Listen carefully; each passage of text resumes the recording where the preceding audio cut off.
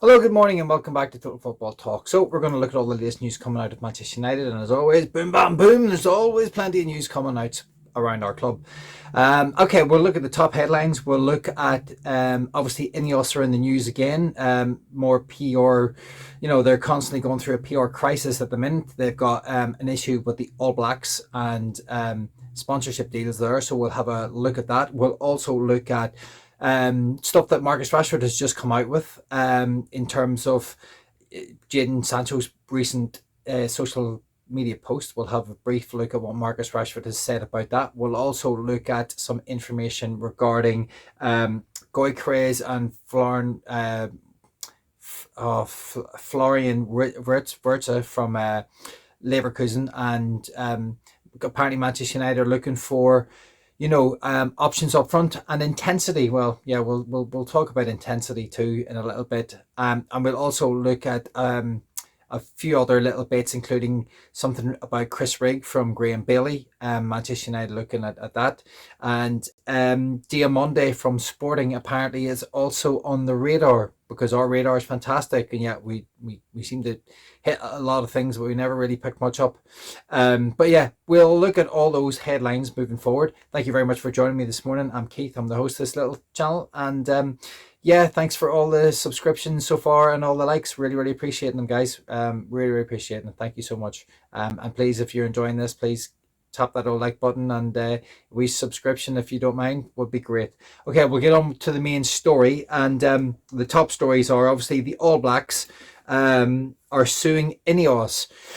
Yeah, so the New Zealand rugby team, which are pretty famous around the world, they're probably the greatest rugby nation. They've got a massive they're huge in the rugby world. And Manchester United are kind of co-owners, but they're reneging on a brand deal with them, and I believe the brand deal is around £3 million. Now, obviously, that's not a lot of money to Ineos, I don't believe, but if you look at the Ineos and their current situation, so obviously you've got this issue. You've already got Jim Radcliffe selling another one of his. I think he's got another company that's currently they're looking to sell. They started up during COVID, I believe it was like selling sanitizer. But they're looking to sell that. They're obviously having all the cutbacks in Manchester United, the cutbacks to the charities, the cutbacks to the players that used to be involved in, kind of doing the PR for the club. Sir Alex Ferguson, kind of the ambassadors of the club, they've all been stripped back. They've stripped back so much from the club, but yet again, some of the players are still there and they haven't completely stripped them back. They're obviously trying to, but I mean, this is not a good look for Ineos. And I don't know how many people are out there speaking about it, but obviously you've not just got that, but you've got they're breaking away from Ben Ainsley and the America's Cup for the Zeland. They've already, kind of fractured that relationship.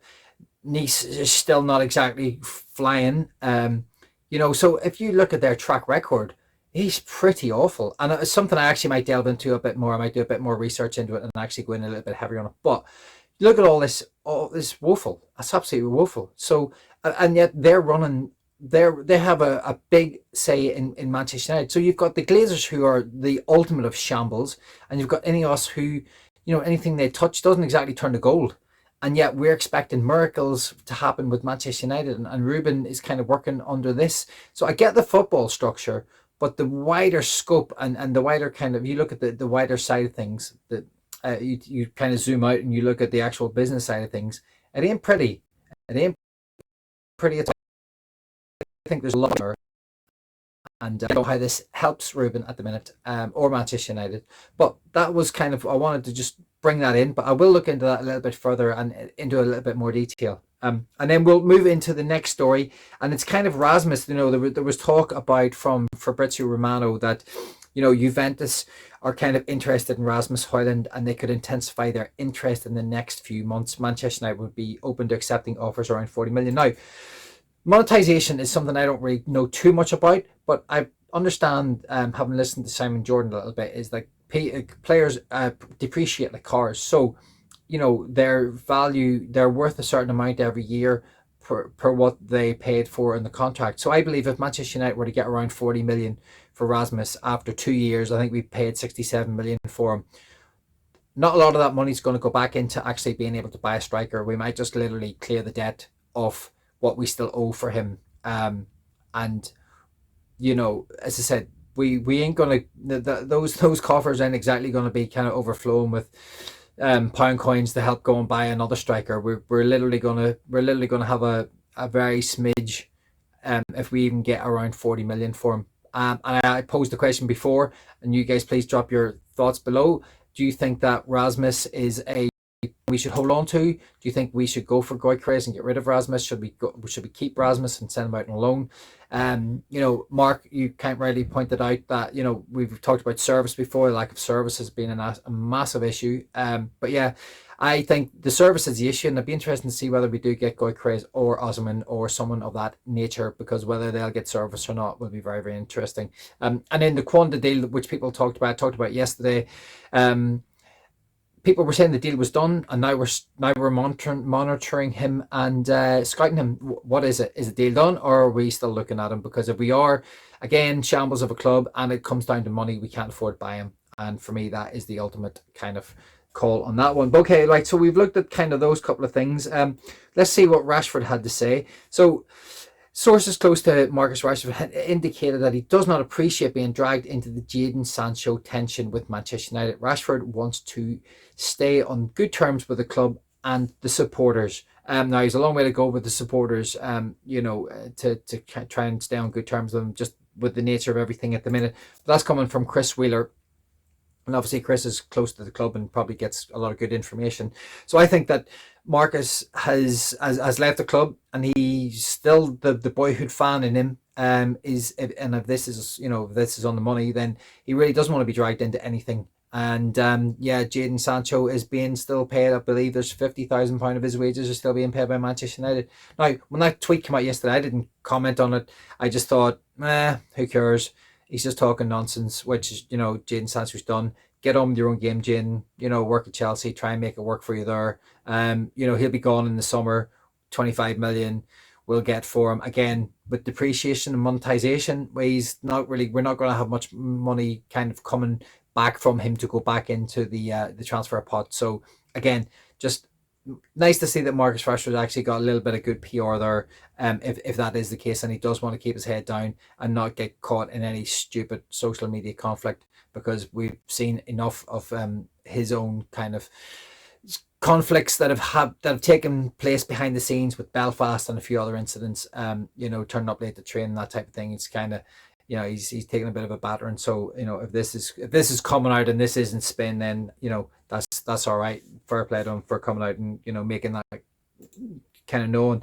Then we have to look at what Manchester United are doing is they're obviously talking about intensity with their forward line, and they want a 10 and they want a 9. So obviously one of the 10s is Florian Wirtz from Leverkusen, and obviously the 9 is Gyökeres, who's playing for Sporting. So obviously we know that these deals are potentially something that United can talk about. I don't actually think they can do them. Gyökeres 60 million, yeah, maybe, because there is a release clause. Wirtz, I just think with that one, Leverkusen, yeah, they've struggled this season. They haven't lived up to the heights of last year in the Bundesliga, and maybe he is looking for a way out. But I don't think Manchester United will be the way out for him. I just think it'll be too much money, and I just don't think even though we're being linked with him, I just can't see it. We're also being linked with Cunha from Wolves, but again, I'd love to go and delve into his personality, because I believe he's a bit of a character. And I'm not saying we shouldn't have characters, but he needs to be the right character if he's going to come to Manchester United. So it'd be interesting to have a little delve into his character, because he obviously there is a potential release clause. But again, these release clauses are all around 60 million. Manchester United going to spend 60 million on all these players? Because the next one we're going to look at is another 60 million plus player. Where are we getting all this money? And I've said before, yes, wages may be taken off the books, but Ineos have failed to sell these players, so it's not like we're bringing in money. We're just cutting the cost, and yeah, we will save money. That doesn't necessarily mean it'll help PSR, but it doesn't necessarily mean it's going to go back into the transfer pot. Okay, but the next one up was on Diomande from Sporting. So apparently, Manchester United. This is coming from the Portuguese side, that Manchester United want 67 million for, or sorry, Sporting are looking for 67 million for Diomande, and Manchester United and Chelsea are interested. And Diomande wants to work again with Rubin Amorim, but Manchester United are reluctant to spend that kind of money. So where are we with this? Again, it's another young centre back. I mean, I heard other content creators this morning talk about Manchester United haven't got time to bring new players, haven't got the time to bring the youth players through Manchester United's youth system. And, Kobe Manu and Garnacho and maybe Collier fall into this category, because one of them are definitely going to be sold. Maybe two of them will be sold in the summer.